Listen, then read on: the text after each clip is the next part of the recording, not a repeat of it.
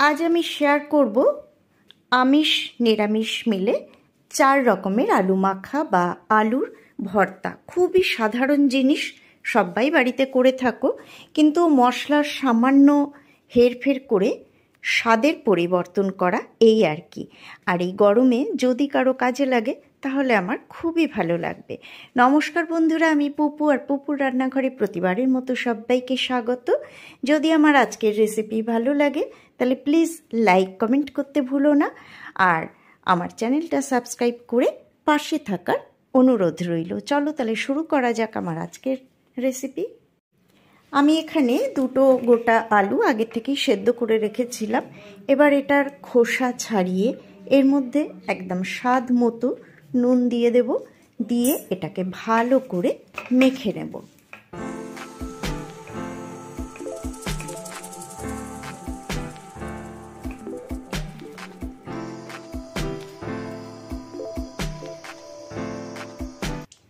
কড়াইয়ে দিয়ে দেব 1 চা চামচ সর্ষের তেল। তোমরা ইচ্ছা করলে আর একটু বেশি দিতে পারো, আমি পুরোটাই কম তেলেই করব। তো যাই হোক, এর মধ্যে একটা শুকনো লঙ্কা কাঁচি দিয়ে কেটে টুকরো টুকরো করে দিয়ে দিলাম। এবার এটাকে ভালো করে ভেজে নেব। লঙ্কাটা ভাজা হয়ে গেলে এর মধ্যে দিয়ে দেব 1/2 চা চামচ গোটা জিরে, আর এই পুরোটাই কিন্তু লো ফ্লেমে করব। জিরেটাও ভাজা হয়ে গেলে, সুন্দর গন্ধ বেরোলে আমি গ্যাসটা অফ করে দেব।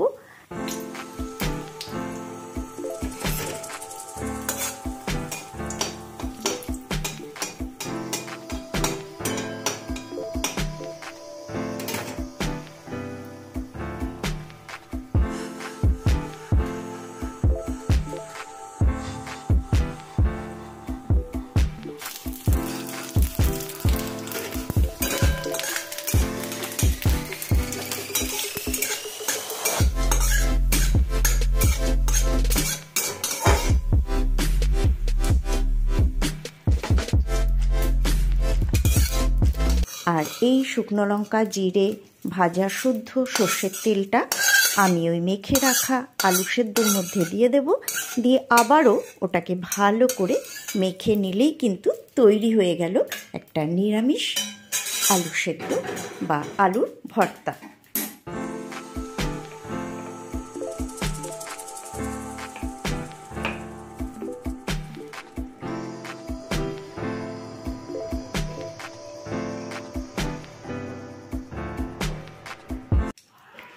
আমি 2টো মাঝারি মাপের আলু সেদ্ধ করে নিয়েছি। তো আলুটাকে আমি একটুখানি স্ম্যাশ করে নেব এইভাবে হাত দিয়ে। তোমরা যেভাবে স্ম্যাশার দিয়েও স্ম্যাশ করতে পারো, তো আমি হাত দিয়ে এটাকে এইভাবে স্ম্যাশ করে নিচ্ছি। এইবার আমি মিক্সির ছোট জারটা নিয়ে নিলাম, আর এর মধ্যে দিয়ে দিচ্ছি অল্প কিছু ধনে পাতা, দিয়ে দেব 3-4 কোয়া রসুন, আর দিয়ে দেব একটা কাঁচা লঙ্কা। ঝালটা অবশ্যই তোমরা তোমাদের পছন্দ মতো দেবে, আর এটাকে একটা পেস্ট বানিয়ে নেব।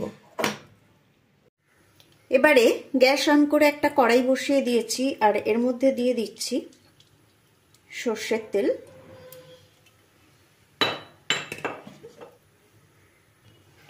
তেলটা গরম হয়ে গেছে, আর এই মাখাটার মধ্যে কিন্তু কোনো রকম শুকনো লঙ্কা পড়বে না, এটা কাঁচা লঙ্কা দিয়েই হবে।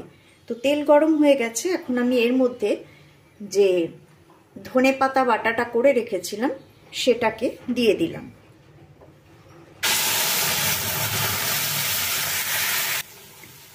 বাটিটা ধুয়ে সামান্য একটু জলও দিয়ে দিলাম, যেটুকু লেগেছিল বাটিতে সেটুকু আমি এর মধ্যে দিয়ে দিলাম।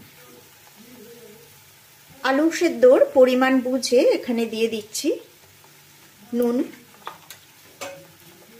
এবারে লো ফ্লেমে এটাকে আমি ভালো করে শুকিয়ে নেব।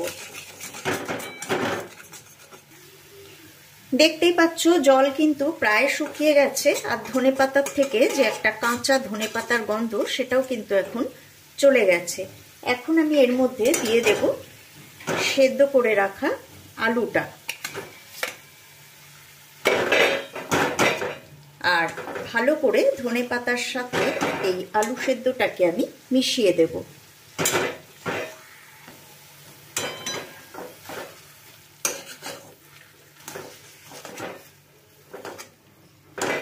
আর এটা কিন্তু লো ফ্লেমেই করতে হবে, কারণ আলু সেদ্ধর সাথে ভালো করে ধনেপাতাটা পুরোপুরি মেশাতে হবে। হাই ফ্লেম করে দিলে কিন্তু এটা একদম শুকিয়ে যাবে ধনেপাতাটা। সেটা করার আগে এটাকে ভালো করে মিশিয়ে নেব। দেখো কত সুন্দর লাগছে দেখতে আলু সেদ্ধটা। এই ভর্তাটা কিন্তু খেতে ভীষণ টেস্টি, রুটি ভাত সব কিছু দিয়েই এটা খাওয়া যায়। এবার লো ফ্লেমেই এটাকে আমি আরও টানিয়ে নেব, তবে তেল কিন্তু আমি আর দেব না। আমি আগে যেটুকু তেল দিয়েছি সেই তেলেই এটা করেছি। যেহেতু আমাদের বয়স হচ্ছে, একটু কম তেলেই আমি সুস্বাদু খাবার করার চেষ্টা করি। তবে তোমাদের যদি মনে হয় ওই প্রথমেই যে তেল দিয়েছিলাম ওখানে আর একটু বেশি তেল দিতে পারো, কিন্তু পরে কিন্তু তেল অ্যাড করো না, তাহলে সর্ষের তেলের গন্ধটা, এই ধনেপাতার গন্ধটা অনেকটা নষ্ট করে দেয়। তো এটা কিন্তু কমপ্লিট, আর কিচ্ছু করার নেই। দেখো কড়াই থেকে সুন্দর উঠে এসছে। ব্যাস, এটা কিন্তু কমপ্লিট। এখন আমি গ্যাসটা অফ করে দেব।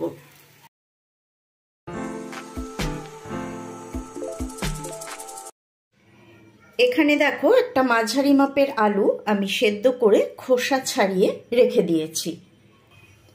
এদিকে দেখো গ্যাস অন করে আমি একটা রুটি সেকার এই জালি একটা দিয়ে দিয়েছি। আর এখন আমি যেটা করব, একটা ছোট টমেটো, দেখো ছোট মাপের একটা টমেটো এর ওপর দিয়ে দেব।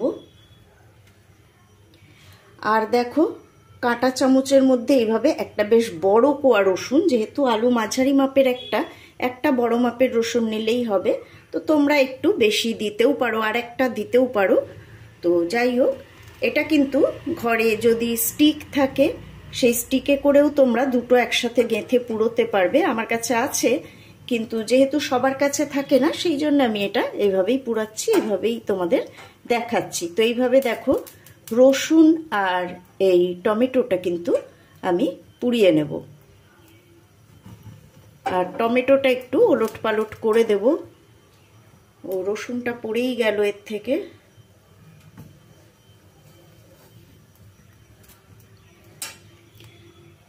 যাই হোক, এইভাবে আমি রসুন আর টমেটোটা কিন্তু পুড়িয়ে নেব।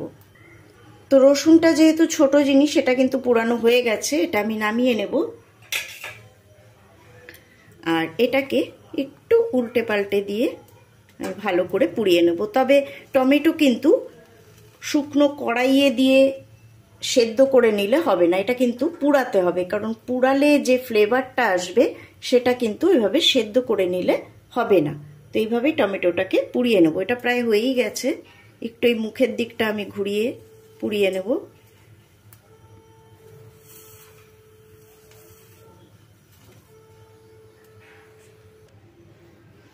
তো টমেটোটা কিন্তু পোড়ানো হয়ে গেছে, দেখো নরম হয়ে গেছে।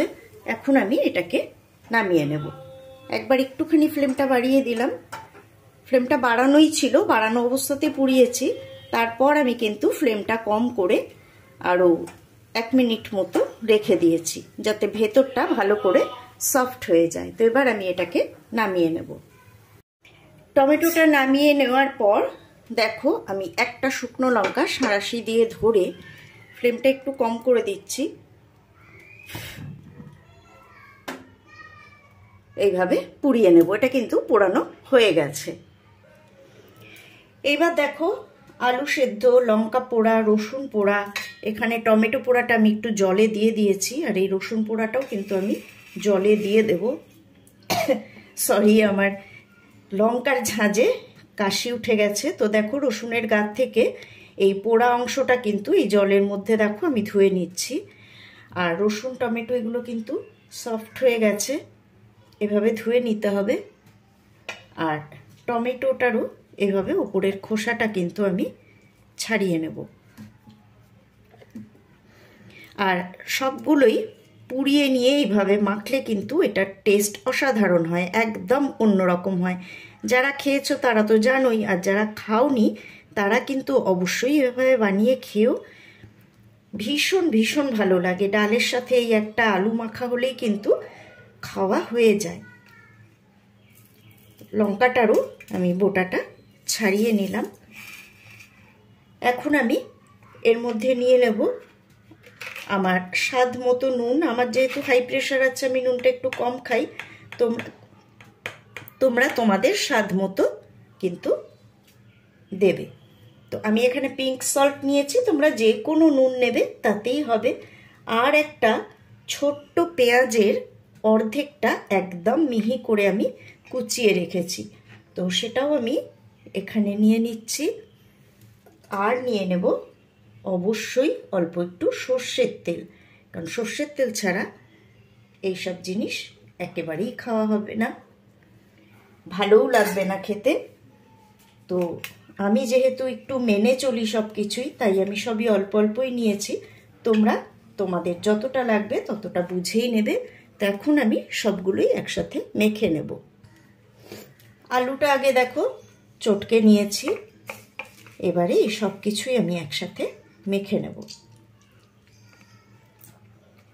আর কিছুই না, শুধু পুড়িয়ে নেওয়া সব জিনিসগুলো, তাহলেই এটার স্বাদ অন্যরকম হয়ে যাবে।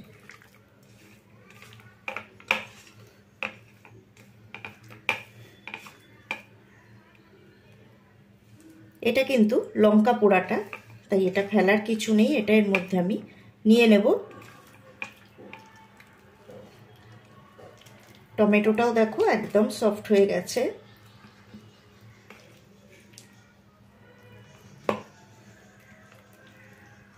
খালি এই মাঝের যে শীটটা থাকে সেইটাই যে একটুখানি বাদ চলে গেল, এটা কিন্তু আর দেব না।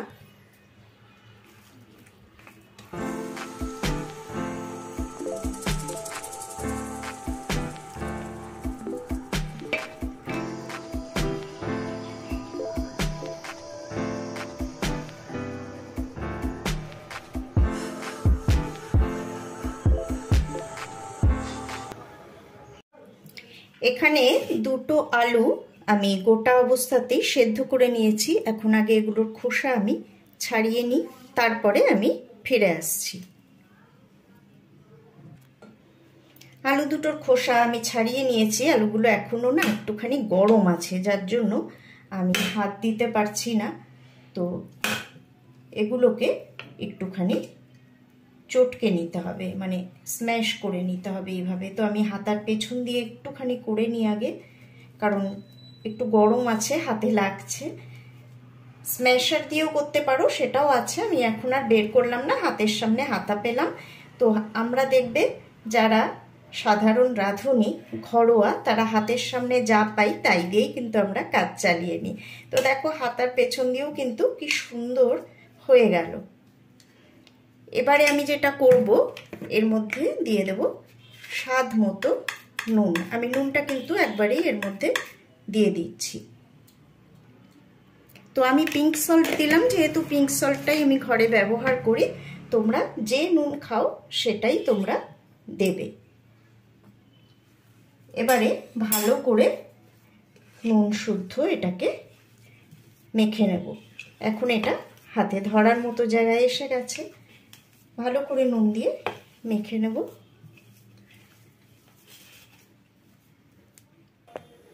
আমি গ্যাসে একটা কড়াই বসিয়ে গ্যাসটা অন করে দিয়েছি। এখন আমি এর মধ্যে দিয়ে দেব একটু সর্ষের তেল।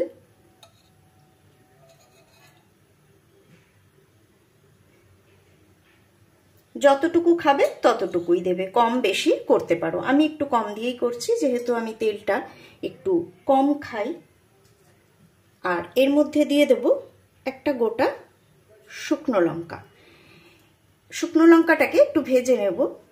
এই ভর্তাই বলো, মানে আলু ভর্তা হোক, আলু সেদ্ধ হোক, এমন কিছু আহামরি ব্যাপার না, খুবই সাধারণ জিনিস, কিন্তু সামান্য কিছু মশলার হেরফেরে স্বাদের তারতম্য হয়। তো সেটুকুই আমাদের দেখে নেওয়া। এটাই একটাই জিনিস আমরা কিন্তু বিভিন্ন রকম স্বাদে খেতে পারি, তাতে মুখ বদল হয়। তার জন্য খাওয়ার রুচিটাও ফেরে। তো লঙ্কাটাকে বেশ সুন্দর করে ভেজে নেব। তো লঙ্কাটা ভাজা হয়ে গেছে, লঙ্কাটা আমি প্লেটে তুলে নেব। লঙ্কাটা তুলে নেওয়ার পর ফ্লেমটা আমি লো করে দিয়েছি। এর মধ্যে দিয়ে দিচ্ছি 1/2 চা চামচ গোটা কালো জিরে। আমি কিন্তু গ্যাসটাকে অফ করে দিলাম, কারণ তেলটা ভীষণ তেতে গেছে, কড়াইয়ের চারপাশটা দেখেই বুঝতে পারছো। আর দিয়ে দিলাম 1 চা চামচ পরিমাণ পোস্ত।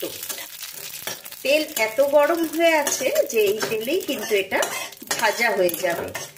আর আমি ওটা অন করে রাখলে এটা পুড়ে যেত, পুড়ে গেলে কিন্তু স্বাদ একদম বাজে হয়ে যাবে।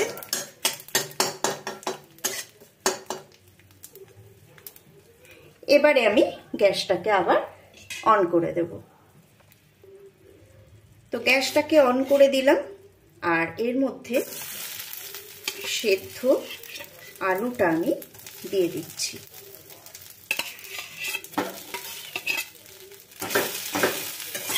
ফ্লেমটা কিন্তু এখন একদম লো করে দিয়েছি। এটাকে ভালোভাবে আমি নাড়াচাড়া করে নেব।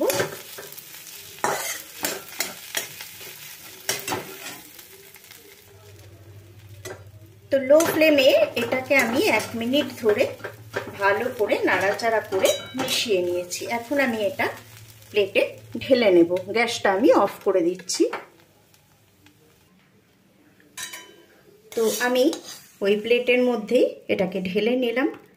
এখন কিন্তু হাত দেব না, এটা একটুখানি যাতে ধরা যায় হাতে সেই রকম ঠান্ডা করে আমি ফিরে আসছি।